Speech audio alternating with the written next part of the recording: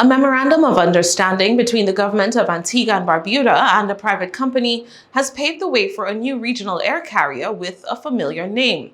Antiguan press is reporting that a new LIAT is one step closer to fruition after the government signed the MOU with Chartered Financial Analyst Global, a subdivision of the Caribbean Tourism Group, which describes itself as a regional entity with investment interests in travel, tourism, and aviation. The agreement was signed on September 30th between the country's Works and Finance Minister Lennox Weston and CTG Chair Ma Chow and is intended to facilitate LIAT International, a new Antigua-based airline which will deploy a fleet of various models and sizes of aircraft. Under the MOU, there are plans to expand LIAT's traditional intra-regional flight routes to include international travel to South America and Europe, as well as to create a travel channel for visitors from Asia, using Antigua and Barbuda as a gateway to the rest of the region. One planned route is a flight from Frankfurt, Germany to Antigua. The thinking is that it could serve as a connector for visitors from China, who would be further facilitated by a visa waiver agreement currently in the works between China and Antigua and Barbuda. This would remove significant administrative barriers to travel for Chinese citizens wishing to travel to Antigua and the rest of the region.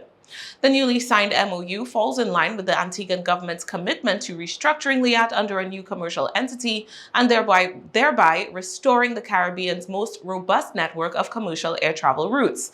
LIAT 2020 was formed after Antigua's Prime Minister Gaston Brown announced the liquidation of LIAT 1974 Limited in late June 2020, following the cessation of air travel caused by the COVID-19 pandemic.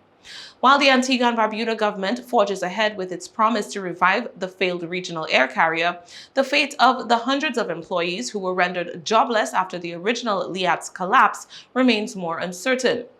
Although some former LIAT employees have been offered some assistance by their respective governments, as is the case for St. Lucia and to a lesser extent Barbados, others remain uncompensated for their years of service to the failed airline.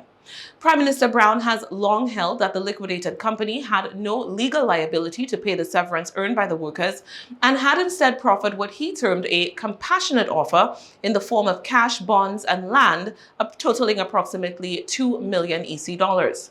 On August 20th, local publication Antigua Newsroom reported that almost half of that amount had not been collected as the former employees rejected the offer, which was for up to half of the severance they had accumulated during their years of service to the regional carrier. To this day, more than 100 former workers remain uncompensated. There was no discussion surrounding the MOU signing on whether any provisions, either for monetary compensation, first priority in hiring decisions, or otherwise, have been made for that cohort.